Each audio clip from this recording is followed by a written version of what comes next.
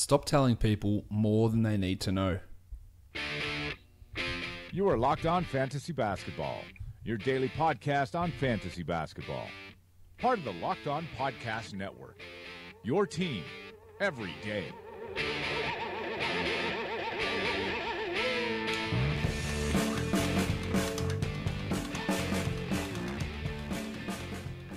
Hello and welcome to the Locked On Fantasy Basketball podcast, brought to you by Basketball Monster. My name is Josh Lloyd and I am the lead fantasy analyst at basketballmonster.com, and you can find me as always on Twitter at redrock_bball. We are going to be covering the action from Sunday. We're going to be previewing the 7 games for Monday. We're going to be looking at the week ahead for daily changes and weekly leagues. We are also going to be recapping some teams' action across the weekend, shining that player spotlight on Jarrett Allen of the Brooklyn Nets. So there's lots to get to. Michael Bolton. Let's get to it. All right, let's get to it indeed. I am recording this before the Super Bowl has started, so congratulations if your team won. Congratulations if the team that you were betting on covered the spread. Congratulations if whatever rooting interest you have in this game pays off in your favor, or commiserations if it goes the way that you don't want it to go. Also, a big shout out to you guys who are listening to this podcast during the Super Bowl. You are the true NBA fans. I'll probably watch some of the Super Bowl today. Many people asking me that. I won't be necessarily glued into it. And by the time this podcast finishes, the Super Bowl may have kicked off. I'm not sure of the exact time. Yeah, I might be able to.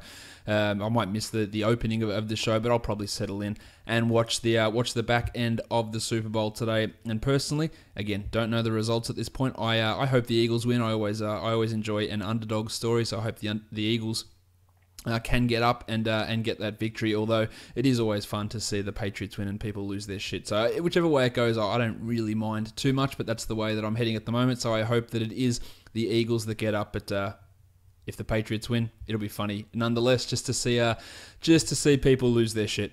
All right, we're going to talk NBA now, of course. So let's look at the week ahead. We're looking ahead to week 17. The trade deadline occurs next week. We will be having a live show. Myself and Greg Ehrenberg from Basketball Monster will be periscoping the show live, probably the hour leading up to the deadline, and going 15, 20 minutes over as those deals start to trickle in, talking about those things as they happen. Kyle McEwen will be working on Basketball Monster, doing the projection updates, and I'll be going through and having a look at those as well. And Matt Smith will be doing a live chat on Basketball Monster. So we're going to be covering you with that trade deadline. However you want to peruse it, you can be chatting with Matt on Basketball Monster while listening to myself or watching myself and Greg do it on Periscope and see the changes occur pretty much in real time over on the website. So next week, for Friday or Thursday night, you'll get 2 podcasts. You'll get the trade deadline show, and then you will get the standard Thursday recap, Friday preview show, just giving you guys a heads up for that. Let's look at this week ahead, though. It's a strange week in that the games are extraordinarily spread out, so you could realistically stream players in every single day this week. Potentially not Friday as there's 9 games on, but every other day you should be able to do it. 7 games Monday, 8 games Tuesday, 6 on Wednesday, 6 on Thursday, 9 on Friday, 7 on Saturday, and 8 on Sunday. So getting that getting your streaming going for the week it's not going to be all that difficult. But if you have limited acquisitions, you really do have to be smart about how you're using them. If you've got 4 acquisitions for the week, you can't just be going, well, I'm just going to add someone on those low schedule days, because you have got multiple days during the week. So you can really start to get an advantage over people by looking at back-to-backs and getting 2-for-1 deals in terms of getting, adding a guy Monday, having them play Monday, Tuesday, adding another guy Wednesday, having them play Wednesday, Thursday, and getting multiple games out of each acquisition, which is a great way of doing it. If we're going to go with the way we normally do it, 8 games and under is a stream day, then we can take Friday out. So let's have a look at these stream days, which would be Monday, Tuesday, Wednesday, Thursday, Saturday, and Sunday. On Monday and Tuesday, there are 2 teams that play that back-to-back. It's the Wizards and the Magic. A guy like Markieff Morris should be owned regardless, but you could potentially stream in someone like Mike Scott if he's healthy. Thomas Satoransky is a guy I'd be adding regardless. You could look at a guy like Kelly Oubre Jr. there as well. For the Magic, if Aaron Gordon doesn't play, then of course Mario Hezonja's in a great spot. You could look at DJ Augustine as an option.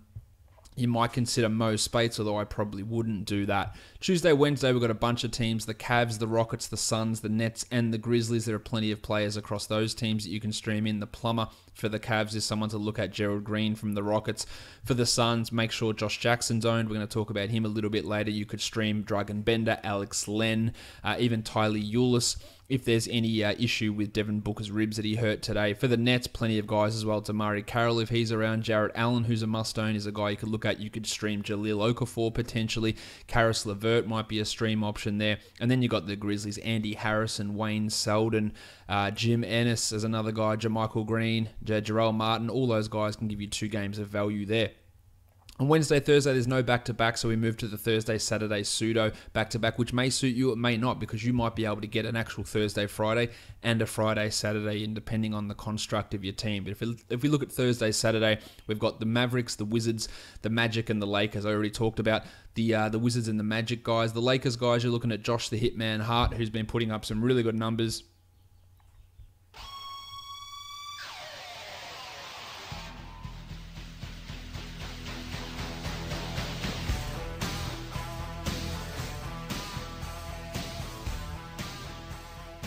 So, look, the Hitman could be an option. I guess it depends on what's happening with Lonzo Ball, but he could be an interesting stream there. For the Mavericks, we're looking at a guy like Dwight Powell, Devin Harris, JJ Barea. Those guys, if they're around, they could have that stream value Thursday, Saturday. And then the Mavericks, again, have a Saturday, Sunday back-to-back. So theoretically, you could pick up a Dallas guy on Thursday and get Thursday, Saturday, Sunday, 3 games in 4 nights for them, and be able to stream those players in and use your earlier acquisitions or use your other acquisitions on Sunday to really do it matchup dependent and see what categories you really need to attack. So that is a nice way of looking at it. For the week, there's only one team that plays 2 games. If for weekly changes leagues, that's the San Antonio Spurs. So there's no one worth starting in majority of formats. Maybe LaMarcus in a 14-team league would be a guy that you'd look at, but that's really about it. You've got the majority of teams playing 3 games. The 4-game teams are the Cavs, the Pistons, the Mavericks, Celtics, Pacers, Rockets, Jazz, Wizards, Pelicans, Magic, Hawks, Blazers, and Hornets. They've all got 4 games, but most of your weekly decisions are going to be based on the 3-game guys. And those players come from Denver, Miami, Chicago, Toronto, Phoenix, Minnesota, Brooklyn, OKC, the Lakers, the Knicks, the Sixers, the Kings, the Bucks, the Clippers, the Grizzlies, and the Warriors. If you want to look at schedule-wise, the Warriors have a tough go of it, but they really don't have many guys who are going to fall into that borderline category because they've got 4 guys who are valuable: Steph, KD, Draymond, and Clay, and they're going to be used regardless. But the Grizzlies have the next toughest schedule: the Jazz, the Hawks, and the Thunder, so that limits a lot of those guys that you might be looking to pick up, an Andy Harrison, a Wayne Selden, those sort of players. Of use, they can be in... sorry, I didn't mean to sound like Yoda there. They can be of use in daily changes leagues where they've got that nice little back-to-back in the beginning of the week, but weekly, it's probably going to be a tough go of things, whereas the Nuggets and the Heat have got really positive schedules.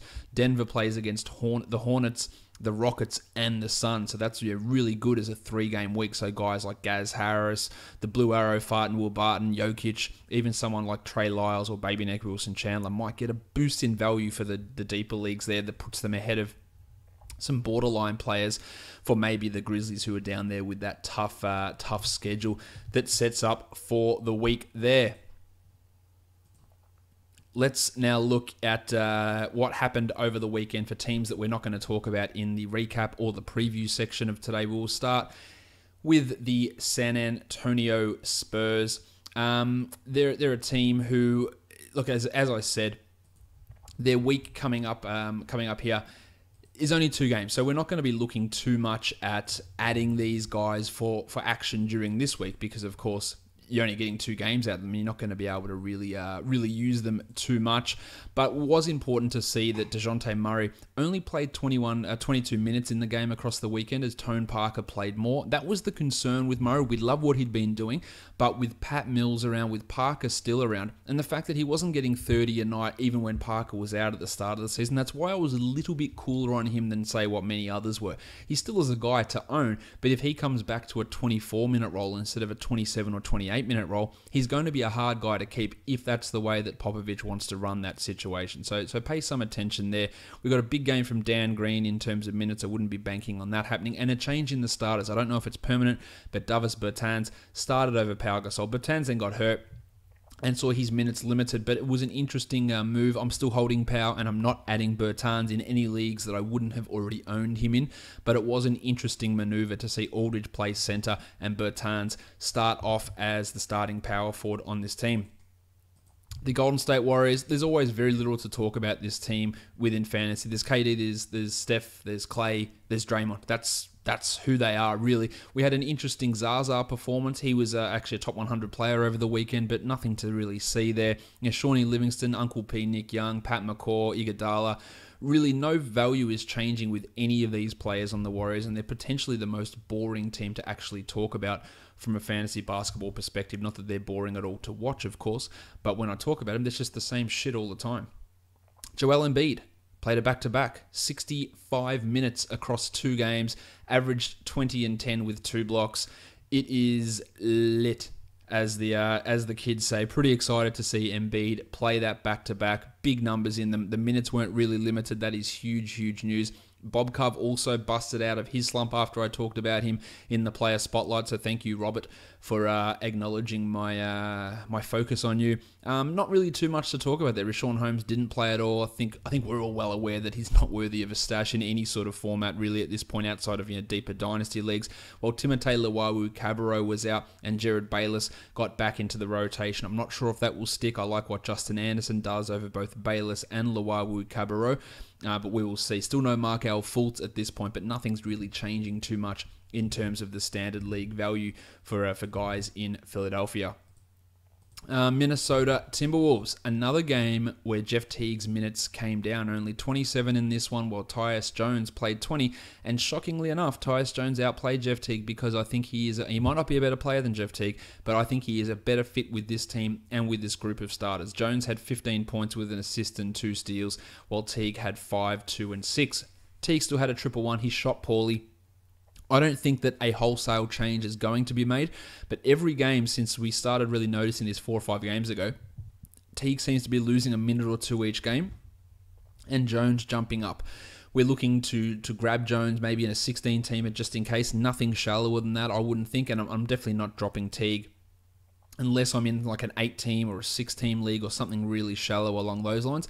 But it is something interesting for us to pay attention to, and Jones does fit much better with those guys. Townsie's usage was up, which is something we've been calling for, so that was always good to see. And Andrew Wiggins struggling along with, as he usually does, just providing very little value outside of the points category, as he is wont to do. The Houston Rockets just smashed the Cavs. No Eric Gordon, so Gerald Green played 30 minutes. He had 17 with 4 triples across the weekend. While Ariza and Gordon are out, Gerald Green has value, but that value is going to be short-lived, and when both of those blokes come back, Gerald's not even going to be in the rotation. So, yeah, really short-term value, but I wouldn't be sacrificing an ad or a roster spot on him, especially with the trade deadline coming up and things changing. Guys like Joshy Jackson, Jarrett Allen, Nick Mirotic, if somehow he's still around, value is going to open up in these next few days. And that's an important point as well, is don't waste your ads early in the week, because come Thursday, things are going to change and you're going to want to have waiver priority or at least additions to make those changes to get those players who find themselves in better positions. So even if you have to sacrifice a couple of categories early in the week, hold your ads. And I talked about streaming at the start, and I probably should have mentioned this then. Hold your ads hold majority of your ads until Thursday, and then really have a look at it and try and get the players whose value has increased the most due to the trade deadline. The last team, the Cleveland Cavaliers. Jesus, this team, man, they are horrendous. I heard someone saying they're going to drop Isaiah Thomas. I definitely wouldn't be doing that, but he is struggling. I have long been of the impression that Isaiah Thomas is not as good as what he showed last season. If you listened to this podcast at all last year, I went on about that quite a lot. He has struggled. Yes, he's coming back from a hip injury. I think he should have had surgery on it. I'm not a doctor, but I have had the same injury, and I do have medical experience, and I don't know why he didn't have that surgery. He doesn't look the same. He's already 29 years of age, and he's not getting any better. He's not getting any better defensively. It's weird from him. He also has a very weird attitude, which I have had referenced before on this podcast. His discussion of the Brinks truck mentality in Boston was always something that, I don't know, it just was a weird thing to come out and say publicly. And look, there's some weird stuff going on with him Not much else really to talk about here. Channing Frye, who'd put up a couple of good games, didn't do much in that game against Houston. Really more of a streamer or deep league guy. Tristan Thompson, Jay Crowder, they aren't getting it done either for standard leagues. Just an absolute disgusting performance for them against the Rockets, and they are looking terrible. But things can clearly change as we head to April and May, but it does not look good as a Cleveland Cavaliers fan at the moment.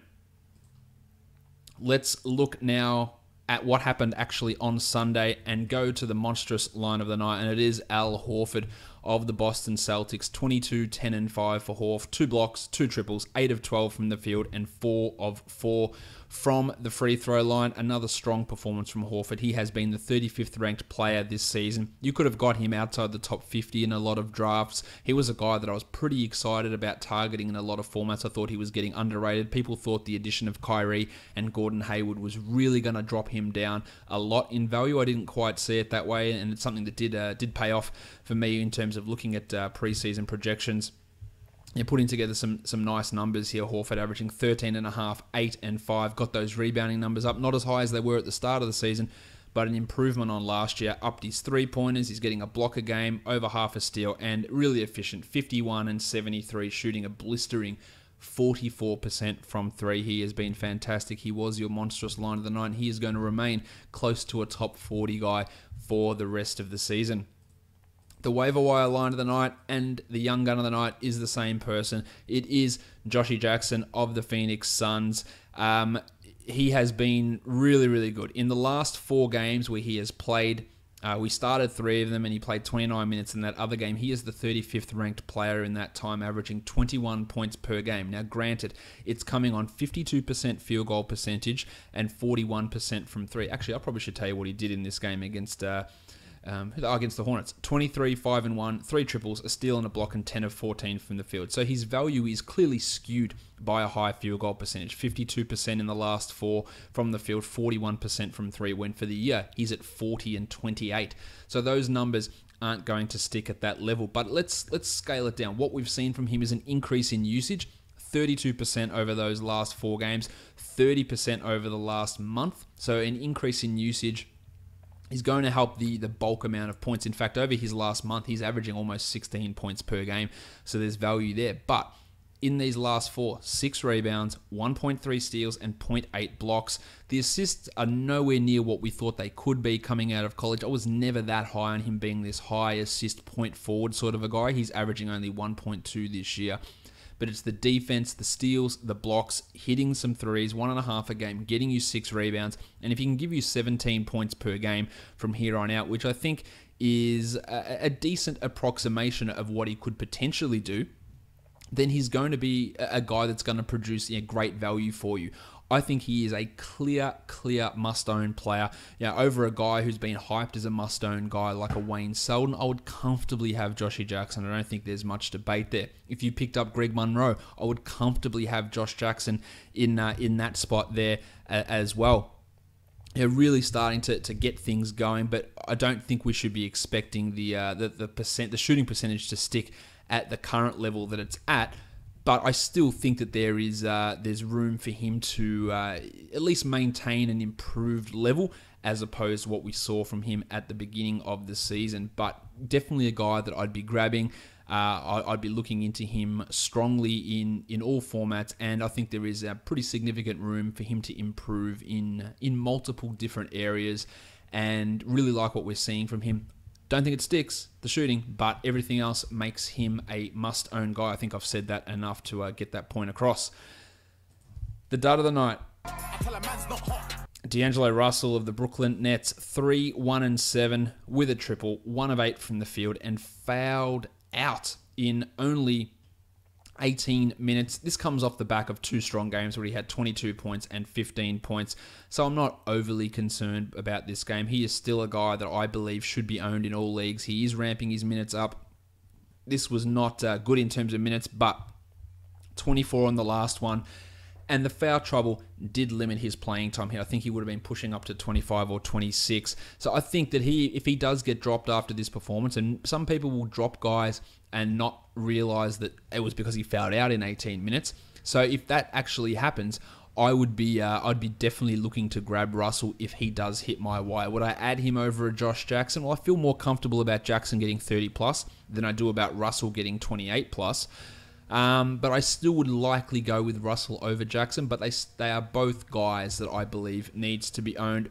It's going to be a frustrating process over the next week or so, I would believe, still for Russell, but he can be much better than what he currently was, or was at least in this game. I think he can comfortably improve on what we saw from him in that performance. So have a look if he's on your wire and make that decision whether he's a guy that you need to go and add in. In a lot of cases, I believe that will be the case. All right, let's get into these games now.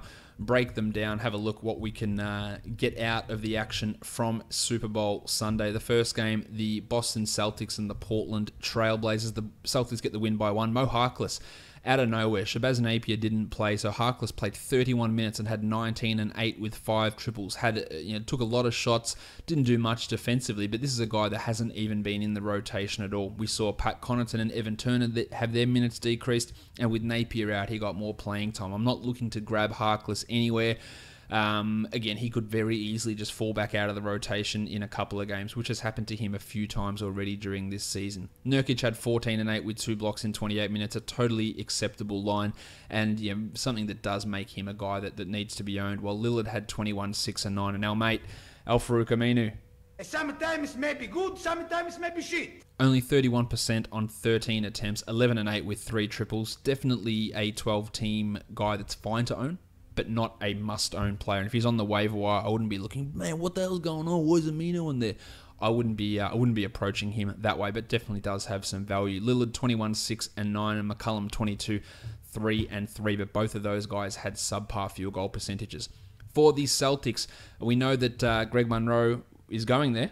As Greg runs in, we realise this could get dangerous. But he may not sign until after the trade deadline to give the Celtics some extra flexibility. He is not a must-own or must-stash player in standard leagues at this point. They were also without Marcus Smart, Marcus Morris, and Kyrie Irving. So Terry Rozier made another start, played 36 minutes, had just 11, 6 and 5 on 28% shooting, but stuffs the stat sheet. Really aggressive rebounding guard, 6 boards here, 5 assists. And while Smart and Irving are out, Rozier is fine. He's a must-own guy.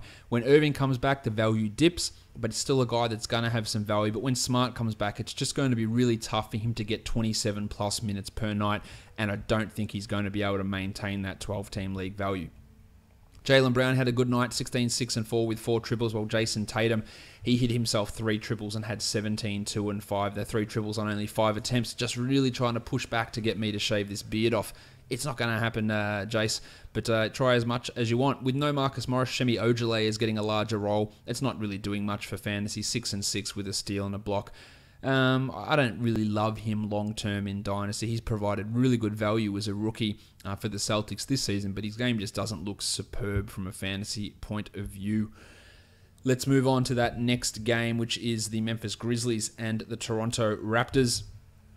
Marc Gasol was strong, 26 and 5, 2 blocks. Yeah, that's good stuff. Or Andy Harrison, we have to pay attention to Harrow here. 31 minutes, 16, 4 and 3. This was with Mario Chalmers back. We weren't sure how the minutes were going to go with Chalmers back, but they were clearly in Harrison's favor, and I'd be more comfortable adding him than even a Wayne Selden in a lot of cases. I can understand with the appeal with Selden, but in the last 6 games, he's had 2 good games and 4 absolute turd burgers, whereas Harrison's pushing along nicely. They both are borderline 12-team league guys, but I like what we're seeing from Harrison here. 16, 4 and 3, while Selden 8 and 7 in 35 minutes. Jermichael Green took that starting power forward job back off Jarrell Martin. Green had 11 and 6 with a 1-1, while Martin had 4 and 5. Missed all 5 of his shots. I don't think that Green is a 12-team league guy, and there are better options out there. Dylan Brooks, 27 minutes, 12 and 5. He's scoring at an elevated rate at the moment, getting double digits almost every night, but more of a 14 to 16-team league player. While Deontay Davis, interestingly, played 19 minutes. That means that he played next to Marc Gasol in that 2 big lineup, blocked his 2 shots. It wasn't a good night in other areas, but if he can play alongside Gasol and get some minutes at the expense of Martin and Green, then that does improve his value and maybe pushes him from an 18-team guy to maybe a 14-team league guy. Definitely a name to watch, Deontay Davis. On to the Raptors.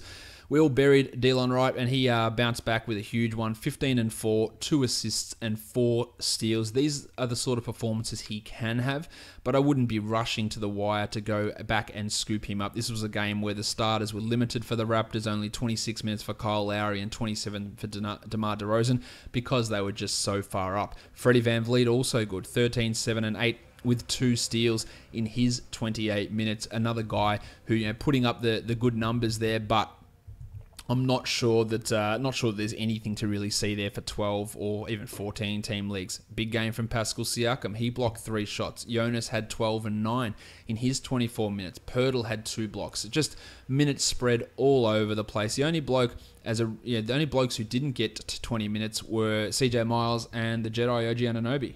Hello there. Only 19 minutes for Anunoby and 14 for CJ Miles. An absolute ass-kicking the Raptors put on the Grizzlies, and they were able to rest their players a pretty large amount. The next game we look at, the Atlanta Hawks and the New York Knicks. No Ersan Ilyasova, the starting power forward. So Mike Budenholzer decides, you know what I'm going to do? I'm going to start 2 centers instead. And that's really confusing. You've got Mike Muscala who can play power forward. You've got the Baptist John Collins who can play there. But instead, let's start Dwayne Dedmon and Miles Plumlee. Now, I like The Undertaker quite a bit.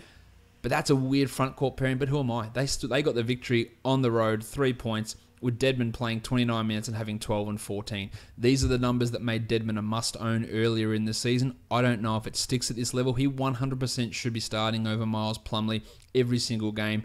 I don't know if that will continue, but it is worth a quick squeeze. I'd probably add a Jarrett Allen over Dedmon just because of this dickery that Budenholzer is doing in that front court, but it was a weird decision to me. Muscala got a bump, 15 and 6 with 3 triples. The only one of the big men who really didn't get a bump was the Baptist, who only played 22 minutes and had 6 and 5 with 2 steals and a block. I'm holding until the trade deadline to see what goes down, but there's no guarantee that he starts playing 27 minutes a night and really starts to blow up. But in 25 a night, he's a must-own. In 23 a night, he's probably close to it anyway, so I am still holding on to John Collins. Schroeder had 10, 6, and 5 and shot bad, while Bazemore also shot poorly for 19, 3, and 2, while the artist, formerly known as Torian Prince, maybe I can drop this for him as well. Sometimes maybe good, sometimes maybe shit. He was sort of in the middle, actually, in this one. 13, 3, and 2 with 3 triples in 32 minutes. A better roto than head-to-head guy, in my opinion. Definitely is fine to own in 12-team leagues, but he's a low upside back-end sort of a player. Maybe if some of these guys move on, Bellinelli and Ilyasova, it helps him, but I just don't ever really see him becoming a 25% usage guy who's going to start pulling in 8 boards and averaging 20 points per game. I just don't see that in his game really at all. For the Knicks, yep, 22 and 8, 4 steals and 5 blocks. It's a massive, massive night. I guess the only thing that kept him from being the monstrous line of the night is he inexplicably went 2 of 4 from the line, which could have had a big impact on free throw percentages across head-to-head matchups this week. We also had 22 minutes of Kylo Quinn, who did what he does when he gets minutes, 11 and 6 with 2 steals and a block, and Kanter had 10 and 12. Frankie Ntilikina hurt his knee early on in the game, only played 7 minutes, so that meant that Trey Burke was back and he played 20 and had 14, 2, and 2. Burke was a DNP CD in the last game. Working out what the Knicks are going to do with their point guards is an exercise in frustration. It seems to change every single game. Burke literally out of the rotation and now back playing 20 minutes here. I don't know if Ntilikina is going to miss time, but it's appearing more and more unlikely that he ever becomes a standard league guy this year. If someone drops Tim Hardaway based on the last 2 games, going at him, 9 and 4 in 34 minutes wasn't his greatest night. Mick Beasley, not a 12-team league player anymore, while Dougie McDermott played 27 minutes and did what he does, and that is nothing. 6 points and 7 rebounds in those 27 minutes for McDermott. The next game, the Milwaukee Bucks and the Brooklyn Nets. No Brogdon, of course. Matty Dellavedova twisted his ankle, as did Antetokounmpo. Brogo wasn't able to return, while Yanni said he would have been able to return if needed, but he wasn't needed, so that's good news for him. Only 28 minutes for Yanni, 16, 8, and 4, while Daly had 2 points in 14 minutes. But Daly's limitations, Brogdon's absence, meant that Sterling Brown played more minutes. I like Sterling. Missed all 4 of his shots for 4 points, 8 rebounds, 1 steal, 1 block. I don't know if he's going to get a 27-minute a night role each night.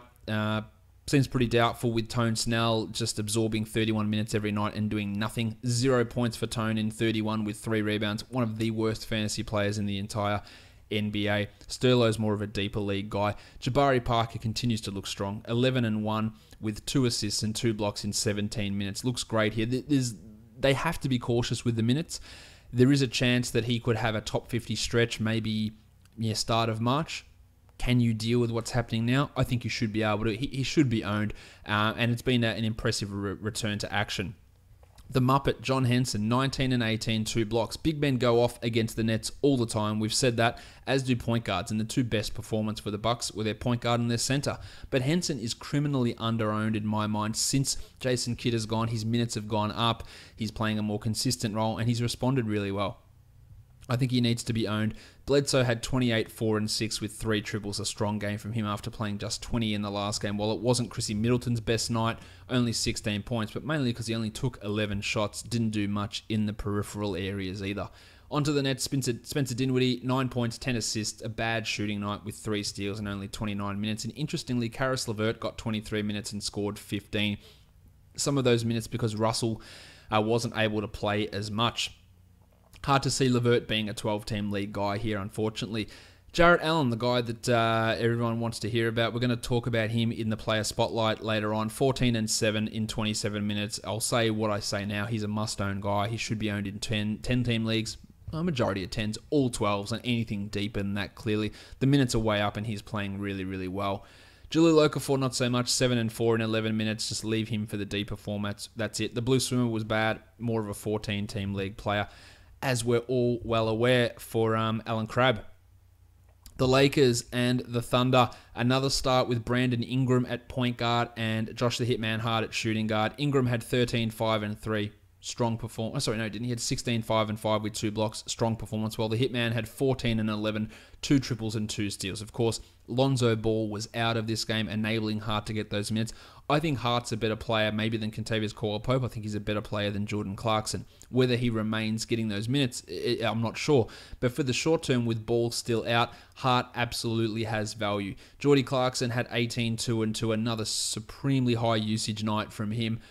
Short-term value definitely is there, but the minutes have come back down to earth a bit. And I don't really know what to make of Brook Lopez. 2 games in a row for Brookie, 35 minutes here, 25 and 5 with 4 triples and a block. We saw him play big minutes in that game against the Nets, and you thought, maybe this was Luke Walton saying, well, in your return, you're going to get a tribute video, we'll play you more games. Well, more minutes, fine. But then he does it in the next game here against the Thunder. And both these 2 big games come on the back of that game where he played only 9 minutes and was visibly pissed and didn't want to talk to reporters and just looked really like this is bullshit sort of look on his face, which was fair enough. If he gets 30 minutes a night, he's an easy, no-brainer must-own player. I don't know that that's necessarily going to be the case, but if you're looking for that sort of boost, by all means, grab Brook Lopez, because you don't find top 40, top 35 potential guys on the wire that often. I'd say it's probably a 20% chance that he maintains a 30-minute role. But that's worth a go at this point, just to see what happens and see what this new thing is. I'm not sure that we're only going to see 16 minutes a night from Kyle Kuzma, the future MVP, or only 12 minutes from Larry Nance, but we've got 35 of Brook, we've got 33 from Randall. I don't know how this front court rotation is going to go.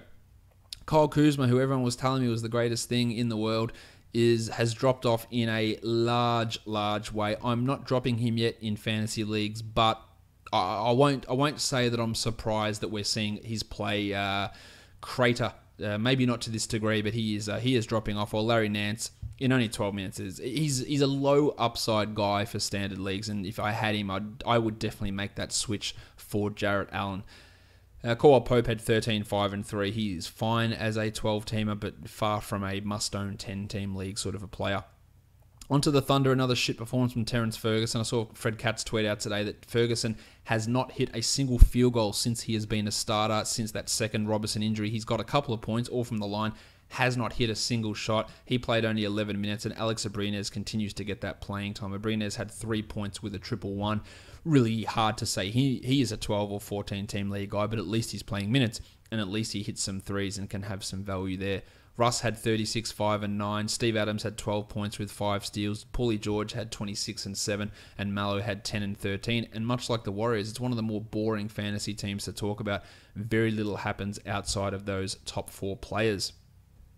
The last game of the night was the Charlotte Hornets And the Phoenix Suns, Dwight doing what he does, 18 and 14 with 3 steals and 3 blocks. Batum had 22, 4 and 5. And every time that Batum seems to drop off, it's always injury related. He had that wrist problem back in Portland a couple of years ago when everyone was ready to say this guy was terrible. Had the elbow issue earlier here and everyone was dropping him. When he plays, he's actually good. And make sure he's not still on your waiver wire. Frank Kaminsky was horrendous, 4 and 4 in his 21 minutes. Again, the only time we've really ever seen him put up decent fantasy numbers has been as a center, and he was bad on court in that position. Marvin Williams is out. He was outplayed by Trevion Graham, who just doesn't miss threes apparently. 15 and 4 with 2 triples for Graham and 2 steals. I don't think that Frank is worth a 12 or maybe even a 14-team league spot.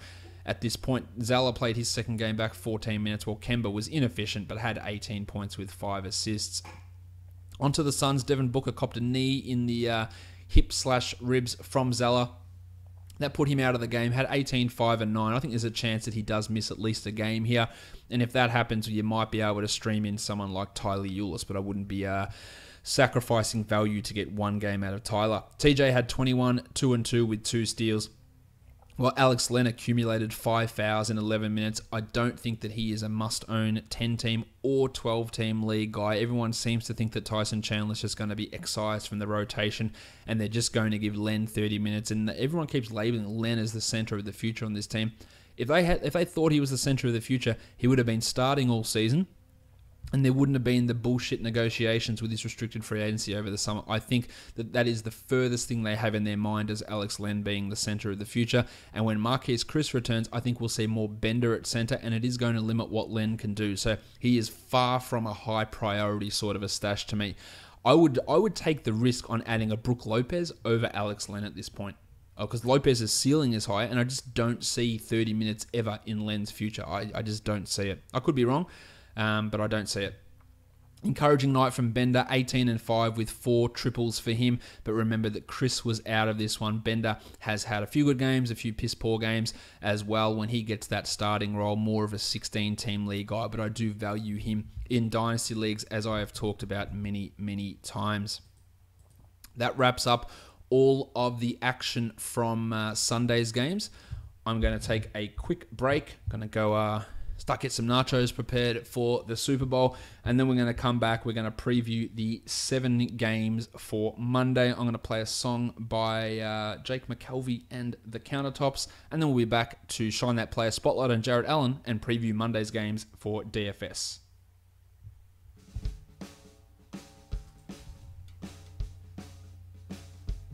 All this cooking, all this cleaning, all this midnight movie screening, watching those deleted scenes and never knowing who is who. I can hear, but I can't listen. I can glimmer, I can't glisten. All I ever hear is this hissing. All I ever see is you.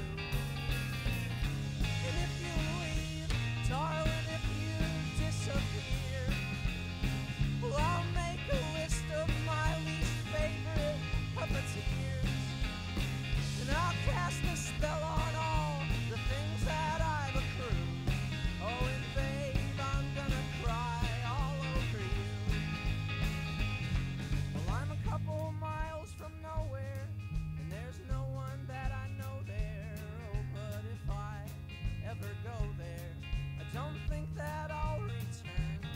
Not a song or two of horses, and the thing I think of course is the only way to feel remorse is by watching your possessions burn. And if you leave, darling, if you ever go, well, I'll tell you nothing, because nothing's what I know. And I'll beat my door until the paint turns black and blue. Oh, and babe, I'm gonna cry all over you.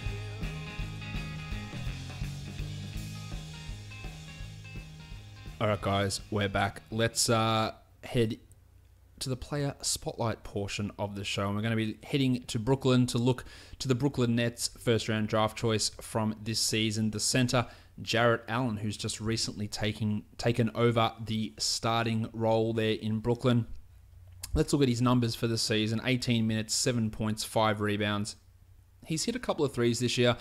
Half a steal, 0.8 blocks on 59 and 75% from the line. So some decent numbers there. But let's go to the last 2 weeks where he's seen his minutes increase. He has started the last 4 games. And in those... Actually, let's look at those last 4 games where he started. He's the 55th ranked player in that time frame, averaging 24.5 minutes, 15.5 points, 7 rebounds, 0.8 blocks, and 0.5 steals. But I would have to feel that the 77% that he's shooting from the field is a little bit high. But in saying that, he's still at 71% over the last 16 games, over the last month of action, and 59% over the course of the season. I could see him pushing back to become a 60% guy. I think that's a decently, I don't know what's the right word, I don't know, border baseline number to look at when we talk about his field goal percentage. But I don't think keeping it at 76% is something that's going to be, close to being in the realms of possibility for a guy like this. But it's been an impressive little run. The thing I guess that we look at as a big man is where's the shot blocking come from? Where the block shots, that's the word I'm looking for. Where is that coming from? Because that's been a little bit down since he's been a starter, 0.8 per game. Over that time, just 3 blocks in those 4 starts. Not a huge amount, but over the course of the year, he's at 1.7 blocks per 36 minutes, which is okay. But I would hope, and we would all hope, that he could put up more or better numbers than that. But look back at his college numbers, only 1.6 blocks per game in 32 minutes, so not huge shot blocking numbers there. Decent rebounding numbers, 8.4. But the other thing we do have to remember in college is he played a lot at the 4 as they ran a 2 big man lineup. So that did deflate his field goal percentage, his rebound numbers, and his block numbers a little bit. So we do have to pay some attention to that, or I guess factor that in as being why some of his numbers from college don't look as good as we would like them to. If we have a look at what Jarrett Allen has done this season, the team is actually a negative with him on the court. So that's not ideal. Negative 6.8 on-off number, but a positive defensive box score plus minus, which is always good as a rookie, a neutral box score plus minus, a positive VORP. These are all good signs as a rookie. A PER of 17, a true shooting of 63%, really, really positive win share numbers. These are all things that trend really highly for him becoming a solid contributor across the course of his career. When Jahlil Okafor was traded to Brooklyn, I said I think Allen's a better player.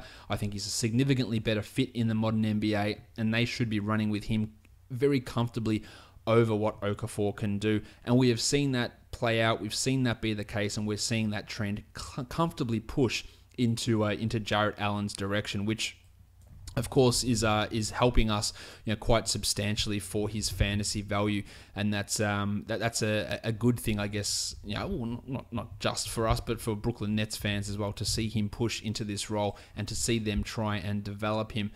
We would like to see more shots being blocked, of course, from Allen, but that's not overly concerning me at this point. He is a must-own guy. I think he can comfortably be a top 100 player from here on out.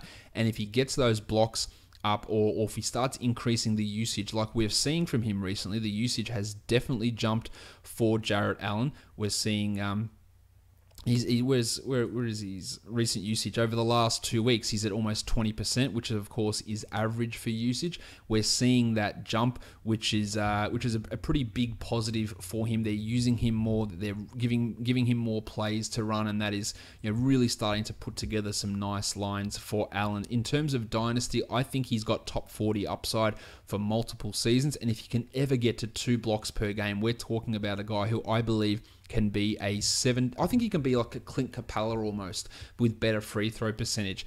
Average maybe 17 and 8 with 2 blocks. So maybe not the high 2s, 3 blocks of Capella, but be a high field goal percentage, 16, 17 points sort of a guy. Not that high rebounds, but 17 and 8, 1.7 to 2 blocks per game, 65 and 80 as his percentages. That's really, really useful for fantasy.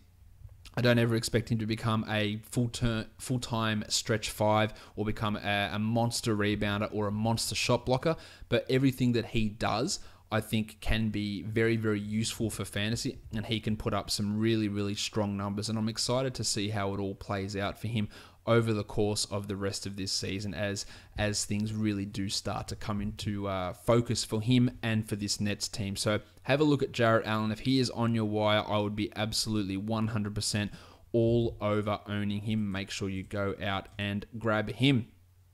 The perfect DFS lineups from Super Bowl Sunday for FanDuel. Dame Lillard had 42.7 and Fred VanVleet had 38.4. CJ McCollum 28.1 and Joshy Hart had 34.2. Paul George 40.9, Ingram 32.5, Porzingis 56.6, the Muppet John Henson 51.1, and Horford had 44.5 for a total of 369, and that cost $60,000. On DraftKings, Lillard 44, Bledsoe 43.5, Harkless 33.5, Porzingis 50, Henson 51.5, Jaylen Brown 33, Al Horford 47, and Freddie VanVleet 37.75 for a total of 340.25, and that cost $49,700 dues. There are 7 games on Monday, the perfect sweet spot for DFS. Love having a slate that is that size, so make sure you not necessarily go over on what you're doing, but a day where you can feel more comfortable about not limiting your exposure. So that's always positive news in that regard, to try and get a little bit of extra action onto the DFS scene, I guess is the best way of me putting that. Let's go to this first game, which is the Portland Trail Blazers. They are taking on the Detroit Pistons, the new look Detroit Pistons, who are running a lot of Blake Griffin at center lineups, which is always a curiosity. The Pistons are favored by 2, and the total is 211 points. We don't know the status of Dwight Bykes and Luke Kennard for the Pistons. They're both questionable after missing the last game. Well, Shabazz Napier missed today with that toe injury. He is also questionable. If Napier misses, then we're looking at a guy like Mo Harkless. For the Pistons, if Bykes and Kennard are out, that gives more value to a player like Langston Galloway and some more minutes to Ish Smith as well. At point guard, I like Lillard here at 8,100. That's a really good price for FanDuel. I feel like he's going to get 40 most nights that he's out there, so I do like this spot for Dame. If we're looking at Ish at 6,500, has put up some really strong games recently. The negative matchup scares me a little bit, and I'd only be caring about him in tournaments. That's really about it. Napier, not happening for me, nor Langston Galloway. I don't love him, although if those two blokes are out, Kennard and Bykes, then maybe he's a tournament guy. At shooting guard, McCollum's at $7,000. I think there are better options out there on the slate for FanDuel. It's not a bad spot, but it's also not a great one. He's got a good record against Detroit, so we factor that in. The Pistons are a neutral in terms of matching up against shooting guards. It's not bad, but it's definitely not a high priority. Kennard and Connaughton, not interested. Small forward, I like Reggie Bullock, 4,400, but only for tournaments. Not interested in him in cash. He's a little bit up and down and relies on some high percentage shooting, but that can result in 30, 35 point nights, which at 4,400, given the minutes he's going to get, is a realistic scenario. 3,700 for Evan Turner, don't really care for that. Mo Harkless at minimum salary. If we've got no Shabazz, then minimum salary for Mo Harkless is definitely something that I can look at as a tournament play, but that's about it. Power forward, Tone Tolliver's at 4,000. We're seeing so much Blake Griffin at center that it's meaning Tolliver's minutes can push up to high 20s, and that gives him that upside. I actually think he's actually got some cash floor here if he's going to play 27 minutes, which I imagine he will, and that tournament upside. The Chief, Al Farouk Aminu at 4,800, just a tournament guy, that's about it. Eddie Davis, 4,000, I'm a little bit off him, while Blake at 9,100, I like that for cash, I like it for tournaments, I like his role at center, I like the chance of a 50-pointer here for Blake, so really, really think that's a strong option. Yusuf Nurkic at 6,100, hasn't quite been where we needed him to be, but still averaging 34 over his last 5. If you get 34 at 6,100, I don't think you'd be complaining about that at all. So I actually do like Nurkic here. While Drummond at 10.5, killing it, no doubt about that. 53 average over the last 5, 62 over the last 3, and that's including games with Blake Griffin.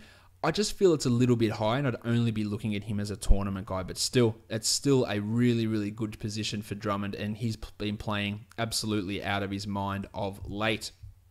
On DraftKings, I think Drummond at 9-2, now that is beautiful. I love that for him, and I love Blake at 85, and I would absolutely have no problem stacking those two guys together. I think Stan Johnson at 48, he's too high on FanDuel, but at 48 on DraftKings, I think it's a really good spot. He's not going to be as good as he was a couple of games ago, but at 4,800, I feel like that's a pretty decent value play. Tone Tolliver at 41 is a solid cash guy too, while Bullock, much like on FanDuel, is a tournament guy, but I think a high value tournament guy at 4,400. Let's go to the next game. We're going to be looking at, who is it? It is the Washington Wizards and the Indiana Pacers. The Pacers are favored by 2. The total is 212.5. Miles Turner is questionable again. We've got Mike Scott, who's questionable with flu-like symptoms. And the little dog, Glenn Robinson III, is finally almost back. He is questionable to play. If he does return, I think it cuts into Bojan Bogdanovic.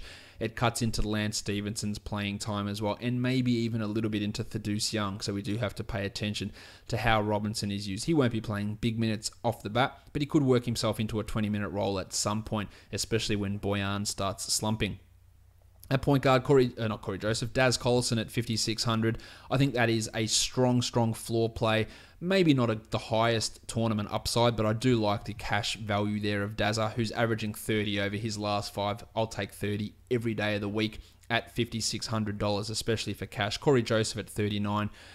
He's doing okay, but there's very little upside. If you just need that cheap point guard who can get you 20, that's not a bad way to go about it. Tomas Satoransky, my boy, 5,600 for Tomas. He has been crushing it, 37 in the last game, 29 average over the last 3. But that price rise to 5,600, it takes a lot of the value away. The Pacers have been quite negative in terms of matchup against point guards lately, so I'm not certain that I want to use Satoransky at that price. Timmy Frazier also not caring too much there. Oladipo at 9,300. I will probably fade that. I would strongly fade that. In fact, he's been good. We know that, averaging 40 over the last 5, but the matchup's a -1. He's done terribly against Washington in the past at a 25-point average over his last 3. I just don't think this is the best spot. I would rather take Brad Beal at 8,400, who has played very well with John Wall out, averaging 49 over his last 3. Totally feel good about that, and save myself $900 over a Victor Oladipo. At small forward, Otto Porter at 7,000. Just don't feel comfortable with it. There's a little bit of upside. I don't like it at all. Oubre at 4,500 is, we're seeing his minutes reduced, weirdly enough, with Wally out. Really tough to consider him in anything outside of a tournament. While Bojan at 49 and Lance at 44. I think the presence of Robinson clouds that a little bit, so we wouldn't want to use either of them in cash. We'd never really want to use either of them in cash anyway in these sort of roles that they're currently in, but the Robinson potential return clouds that even further. At power forward, Thaddeus at 59. As I said, maybe there's a concern with Robinson. If Robinson plays the 3, they push Bojan to the 4 in some smaller ball lineups. That could reduce Young's value. Miles Turner also has an impact on what Thad can do. So maybe a tournament, just going for low usage in a guy who has really played well against Washington in the past, but I don't feel strong in cash. Markeef's at 5,900. I feel pretty good about that as a cash play. The minutes have been up, the usage has been up. He's giving you 30 a night pretty much every night at the moment. His lowest score in his last 5 is 27, so that's pretty bloody close to the value you need at 5,900. So I do like Markeef here. Sabonis is at 6,300. Even if Miles Turner is out, I don't think that's a massive value play at all. So I think that's a fade. While Turner is up to 7,400. I think that's also fade, even if he is activated and ready to play. Marcin Gortat at 52. I think that Gortat, as much as I hang shit on him, he's playing better now. He's getting more minutes at center, with Morris playing more at the 4 with Wall out. I think that Gortat, who's got a great record against Indiana, he could beat this value, but I don't like it for cash. But I think there's a 28, 29 point upside here for Gortat, and maybe that works at that sort of a salary. Over on DraftKings, cash, I like Daz Collison at 56 quite a bit. Not sure how high the upside is, but I do like it for cash. While Young at 56, Thad that is, and Miles Turner at 5,800 is a brilliant tournament play, assuming he plays. That looks like it could go absolutely through the roof if he plays. But of course, he only had 8.8 points against Joel Embiid in the Sixers the last time out, as he got himself into some early foul trouble. Oladipo at 84, it is in a better spot at DraftKings, but not a must-roster player. But on the conversely to FanDuel, I would take Oladipo over Beal, as Depot is $500 cheaper than what Beal is, and the reverse is true. You got $900 cheaper for Beal on FanDuel, so the site you play on makes a difference. $5,500 for Sabonis, $5,000 for Satoransky. Like both those guys, but I don't really like that spot for either of them here. While Oubre at 45 doesn't really get too much going, and Porter at 71, I'm even less in on him at that sort of a salary on DraftKings. The next game we look at, we've got the Orlando Magic and the Miami Heat. Hassan Whiteside and Aaron Gordon are both questionable. Whiteside with an illness that caused him to miss the last game, and Azar, who's missed the last 3, with a hip issue. If Whiteside is out, we're looking at Kelly Olynyk, we're looking at Jimmy Johnson and Bam Adebayo. All of those guys having increase in value. Olynyk, maybe a cash guy. Bam and Jim more as tournament guys, although I'd lean a little bit more Jimmy Johnson-wise in cash if Whiteside out. While for the Magic, as Gordon, if he is out, Mario Hezonja is the guy to look at there, and you could take a flyer on most spates, but most likely I wouldn't. At point guard, the Iron Shoulder, Goran Dragic, as good a matchup as you can get for point guards. $7,000 for him. He dropped 53 in his last game, all about using the Iron Shoulder here, whereas Alfred Payton, one of the worst matchups for point guards. He's at 6,800, and I would not feel comfortable about going with him in this one. You've got Tyler Johnson, who's moved to the bench, and even though it's a good matchup, I'm not keen on getting him involved. DJ Augustin and Shelvin Mack, I think they're both fades also. Evan Fournier's at 58. I always feel like he's just a little bit too highly priced. It's not a bad spot for him, but it's not a good one. I reckon there are better guys out there, while it's the Duke. Wayne Ellington at 4,600. Tournaments and tournaments only, but the matchup really does suit him. Justice Winslow, who started the last game, didn't score at all, only had 16 FanDuel points. He's at 4,200. Yeah, there is some tournament upside there. He could have a 30-point game, but it's definitely not a high priority spot, while Johnny Simmons at 45 has just been piss poor, really, for the majority of this season. Joshie Richardson, 6,500. Love what Joshie can do. Is that price taking away the value ceiling for him? Probably. But I don't hate it for cash. I feel pretty confident about his minutes, his role, his usage. There's a really solid floor there. While Hezonja at 48, love that if Gordon's out. Probably faded if Azar is back. At power forward, Kem Birch is at 4,000. Played 28 minutes in that last game. 19 points. Yeah, I don't really feel strongly about him. Gordon at 85. If Gordon plays at 85, then sure, he could put up that value, but probably that's a fade too. Well, Jim Johnson at 53, love that for a tournament, even more so if Hassan sits out. Same with Olynyk at 51. There is strong value in Calic, and would be almost a cash lock if Whiteside sits out. For the centers, Adebayo is at 3,900. Really tough to even go past that in cash if Hassan is out. Maybe a tournament if Whiteside plays, but that's it. Whereas Hassan himself at 7,800, a neutral matchup. He is up and down with what he provides. Tournament, I wouldn't feel comfortable in cash, while Bismack Biyombo at 52, I also wouldn't feel that good about using him in either format, to be honest. On DraftKings, the Iron Shoulder at 73 and Fournier at 58. I think they're both some decent value. I like Fournier much more on DraftKings on FanDuel, and that's mainly a scoring system situation, whereas Justice Winslow, if he starts again, a $3,700 starter who can rack up some assists and get some steals, that is worthy of a GPP flyer. Alfred Payton, Aaron Gordon, very little for me to like there. I like Joshie Richardson. I like Jim Johnson at 54 on DraftKings as well. And the same stuff I mentioned about Olynyk and Bam Adebayo applies on DraftKings and FanDuel. The next game up, we've got the Utah Jazz and the New Orleans Pelicans, the battle for the Jazz nickname. Don Mitchell, who missed the last game with the flu, is questionable again. Joe Johnson rested that last game. He will be back, while Rocket Rodney Hood is probable after that leg issue. He only played limited minutes in that last game. At point guard, Rajon Rondo's at 4,900. He was putrid in the last game, as he has been nearly all season. Really tough to use him, especially against a Jazz team who's very good defensively. Ravishing Rick Rubio, $7,000, averaging 40 points over the last 5 and 44 over his last 3. With the potential of having Mitchell out and Rocket out, he is a brilliant tournament play, and I'd even have to consider him close to cash in that situation. But if we don't hear news about Rocket and Don's playing status, 7,000 just might be too much. Now, a lot of people are conflating Rubio's increased performance to Gobert's absence, and that 100% could be the case. I still think that we've seen all these big games and they've been without Hood, and then when Hood came back, it was without Mitchell. So we've yet to see how it goes when Hood and Mitchell are both there, and Ingles playing, and maybe Alec Burks and Royce O'Neal, how Rubio is going to go when both Hood and Mitchell are playing at 30 a night, or 35 in Mitchell's case. So there's a argument to be made that his increased play is due to the return of Gobert, and there's the other argument that his increased play is because there's no Rocket being around enabling him to get up. So we're not 100% sure on that. The jury is still out. We've yet to see all those things take place together. We've yet to see a 30-minute Rocket Rodney Hood game with Don Mitchell playing, with Gobert playing, or we've yet to see a couple of those as a sample size to see what it means for Rubio. So that makes it hard to use him in cash if we don't have that concrete evidence yet. At shooting guard, I like Drew Holiday at 7,300. Even though the matchup's a negative one, I feel good about his floor here of plus 30 points. Really, really strong option. Rocket at 4,000. It would, of course, just be a tournament guy. While the Don Mitchell at 8,000. He dropped a monster over the weekend, 41 points, which was 59 FanDuel points. 8,000's a lot, and we don't know if he's going to play, but he would absolutely be in the tournament conversation. Jingle and Joe's at 4,400, that's a pass for me. Etwan Moore at 43 is also a pass. Dante Cunningham, Joe Johnson, Darius Miller, all passes. Royce O'Neal's the one we have to have a look at.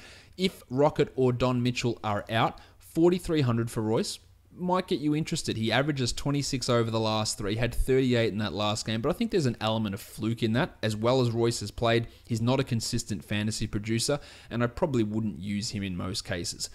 My boy Nick Mirotic, just the comfortable 48 points in his debut for the Pelicans, 35 minutes. No Greg Monroe coming to take his minutes, 7,500 for Nick. The matchup is what I probably am a little bit cautious of, just given the negativity and the slow pace of the Jazz. But 7,500, he should not be out of your tournament player pool. I just probably wouldn't have him in my cash pool. Derek Favors at 5,400. There's just so little upside there. The price is sexy, but there's so little upside there given what his current role is. While Shek Diallo, 27 in the last game in just 15 minutes. He's at 3,800. Absolutely consider him for your GPPs. He's finally getting minutes. He produces. He produced last year when he played. It's just that Gentry hated him for some reason. But he's really got no other options unless he's going to play Emeka Okafor, which would just shit me to tears. But I do like Diallo's GPP upside here. Tone Davis at 11.7. Let's go with him. He is killing it, averaging 61 over the last 5. Yeah, Rudy Gobert, we know what he can do, but I don't care. Let's get Davis in there. Whereas Gobert at 7,300 is not a bad cash bloke. I think he is a limited tournament upside player, but yeah, he's absolutely fine to use in your DFS lineups. On DraftKings, Mirotic at 58 is as locky as it comes. That is going to be 80% on cash. Someone let me know what it is on DraftKings. Actually, that is ridiculous. Drew at 72, I love for cash, and Diallo at 3,000. I love that for both formats. That is sensational. The Don at 7,100, really hard to go past that for tournaments because he can blow that out of the water if he plays, but with the uncertainty, hard to really get him locked in as a cash guy. While Tone Davis at 11.2, we're really in on that as well. So there's a lot of value in this game despite the slower pace that Utah normally runs at, especially on DraftKings where those prices are much lower than what they should be, or at least what they should be in my estimation. The Charlotte Hornets and the Denver Nuggets. Marvin Williams, we're not sure of his status yet for Charlotte. That would open up Trevion Graham and Frank Kaminsky, but they're not going to be big DFS contributors. The Blue Arrow, Jamal Murray, 6,600. It's a positive matchup, although the Hornets have tightened it up a little bit against point guards recently. I'm not sure the upside is necessarily brilliant for Murray here. It's not bad. He's had a 50-point game this year. He was cooking in that game the other day against the Thunder. Only put up 25 against the Warriors. Some cash value there. You feel pretty reliable with him, but it's still not there as that I know what this guy's going to do every night. Kemba at 9,000. The matchup's a positive one, but that price is not good. And he struggled a little bit with his shooting in today's game. Definitely can have a bounce back, but a back-to-back traveling to Denver is far from an ideal situation. So I'm probably going to fade Kemba here. Carter Williams at 37. Manny Moody at 37. I'm not getting into them. Gaz Harris. 6,400. Love the floor. That is a great cash play. Maybe not the best tournament play, but I love it for cash. Fart and Will Barton at 7,200. Strong performances lately, but I think that's a little bit high for me. I'd lay off. Nick Batum at 68. They've bumped his salary probably too high as well on the back-to-back. While Jez Lamb at 47. I'm not really all that interested in what he can do. Graham at minimum salary, 3,500. Nice performance from him today. Absolutely worth a GPP look. While at power forward, Marv Williams is at 44. Yep, not interested. Trey Lyles at 61 is too high. Ken Farid and Darrell Arthur aren't worth me wasting too much time on. Nikola Jokic. Pretty good. It's pretty good. He is. But Dwight Howard is a matchup for him that's tough. Although centers against Dwight have put up some decent numbers lately, but I just don't like that price for Jokic. I love Jokic, but I just think that price is a bit high. I could absolutely use him as a tournament guy, but I don't feel good about using him in cash because of that salary. I think he's a 40-point guy here, but not necessarily a 50-point guy, so that's the hesitation I have. As for Dwight at 8,800, again, maybe $500 to $600 too expensive, and I think there are going to be better options out there, like Rudy Gobert at 7,300. Cody Zeller at 36, just not going to get enough playing time to really matter enough for DFS. On DraftKings, Jokic is in a much better spot, 8,700. I'm all about that, and that's what the difference in price can do. Love that for Jokic. I love Fart and Will Barton at 62, Jamal Murray at 64, and Gaz Harris at 63. All of those guys have cash and tournament value. I think Kemba and Dwight are probably still a little bit too highly priced, as is Batum, whereas Trey Lyles is absolutely in GPP form or GPP zone at 5,300. Let's move it on. We've got 2 games to go. Let's look at the Chicago Bulls and the Sacramento Kings. Larry Markkinen was initially ruled in, and now he has been ruled out. Apparently had some travel schedule difficulties and won't be making it to Sacramento after celebrating the birth of his first child. The Kings, who have, on the 16th of January, stated that they'd be resting 2 veterans every game, have not rested any veterans in either of the last 3 games. And I did some numbers on this, and I wish I had the numbers in front of me, that in the games before the 16th of January, Vince Carter played in, rough numbers, because I can't remember off the top of my head, I think he played in 60% of all Kings games before the announcement of them resting 2 starters every game. Since then, Vince Carter has played in 78% of games. So he's actually playing more after the time was to rest the veterans. Now, you can tell me they've got injuries. Skal Labissiere is out for 2 to 3 weeks. Malachi Richardson is struggling. That is all true. There is absolutely zero reason for Garrett Temple to play 31 minutes and Bogdan Bogdanovic to play 28. There's zero reason to get 30 minutes of Zach Randolph and big minutes for Costa Koufos when Georgios Papagiannis does not play a single minute. And you can tell me that Papagiannis is not good, and I will agree with you. But if your stated goal is to develop your young guys, to see what you've got in your young guys, then surely you have to put them on the court. If you're going to come out with this bluster about resting 2 veterans and developing the youth, and Simon Smith tweeted me something today or yesterday saying that they were interviewing Jaeger saying, you know, look at us, we're getting all the young guys out in the court. And as he was saying that, Randolph, George Hill, and I think Costa Koufos were all on the court at the same time. Maybe it was Vince Carter, all on the court at the same time, which just flies in the face of everything you're saying. You can tell me you've got injuries, all that bullshit, whatever it is, but you can very, very comfortably at least be sitting one of these guys, or at the very least, not playing the veterans more than what they were before this resting policy allegedly came in. In terms of working out what's going to happen with this rotation for fantasy, it is impossible. There's no way of knowing because it changes every single game. Roles change every game. Lineups change pretty much every single game. And the thing we thought we knew about veterans resting has gone away. It could very easily come back. We have no idea. We don't know if Malachi Richardson's going to play. He's got a left ankle sprain. So if he is out, then we probably get all 4 of these old blokes playing again. It's just really tough to know. The problem here is it's such a great matchup for these Kings guys against the Bulls, who have just been horrendous defensively.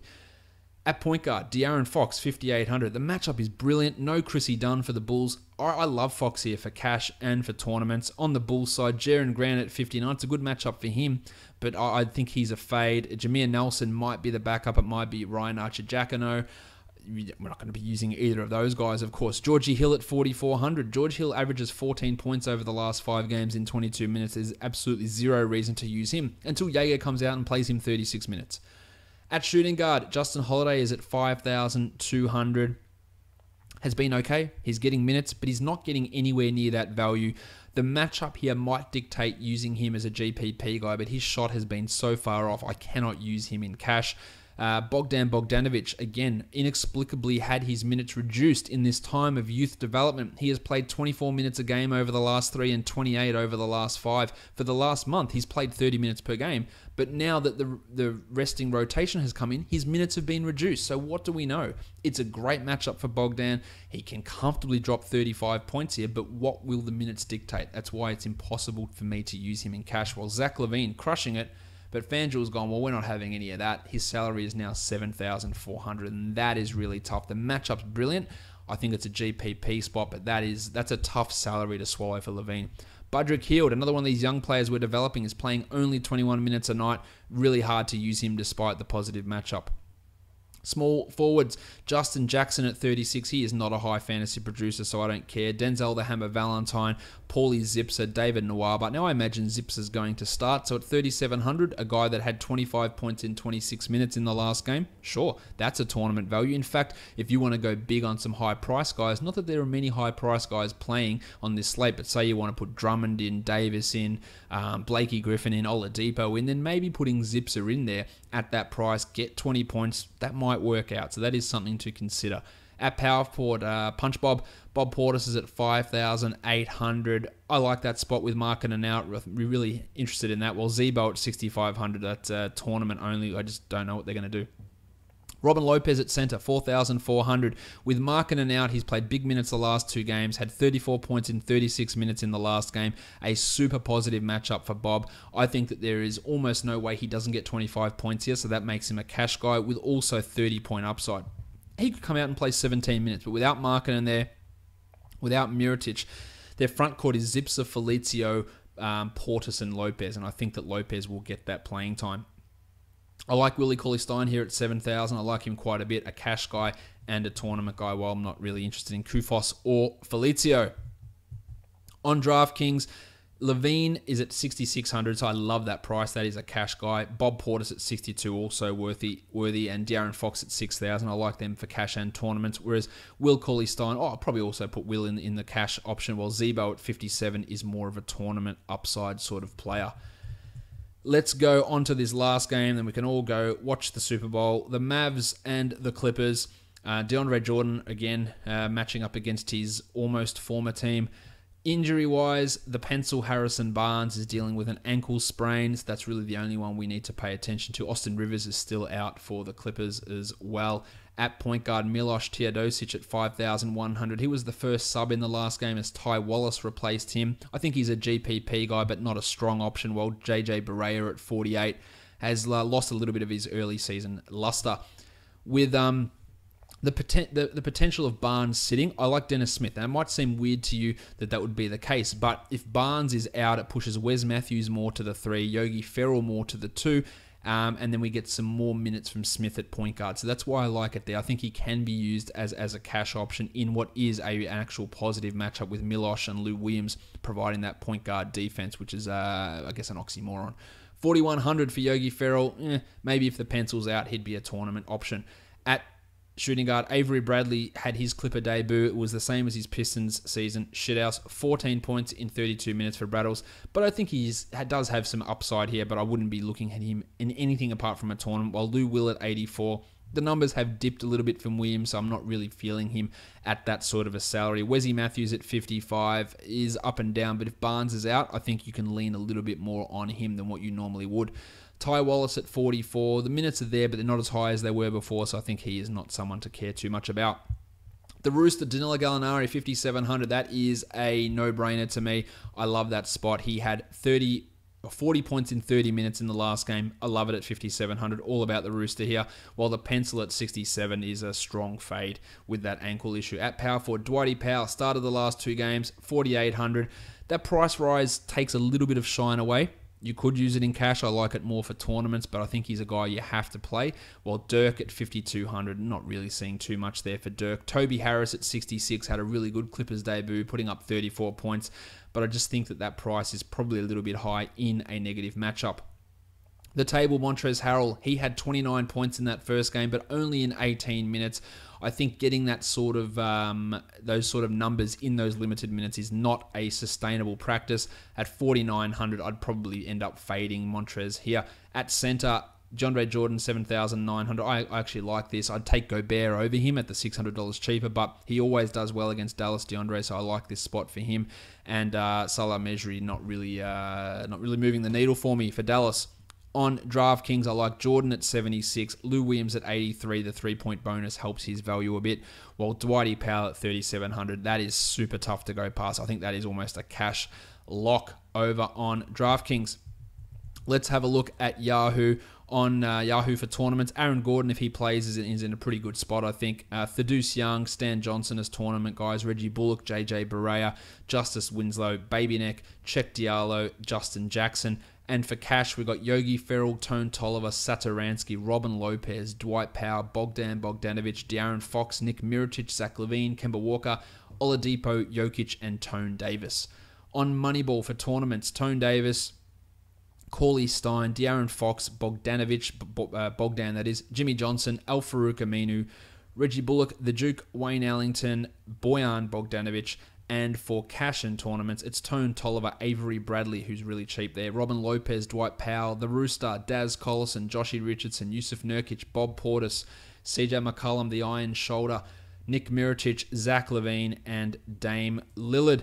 If you are watching this or listening to this podcast on Apple Podcasts, go and leave a 5-star review. It's a great way of helping to support the podcast. You can also find us on Google Play, TuneIn, Spotify, and Stitcher, and on YouTube, where you can subscribe and give a thumbs up and leave a comment. We're going to be back tomorrow to break down all of Monday's action, preview Tuesday's games as well. My name is Josh Lloyd. I'm the lead fantasy analyst at basketballmonster.com. Make sure you're following me on Twitter at redrock_bball and the rest of the Locked On Podcast Network at Locked On NBA Net. We are done here, guys. Thank you so much for listening, everyone. See ya.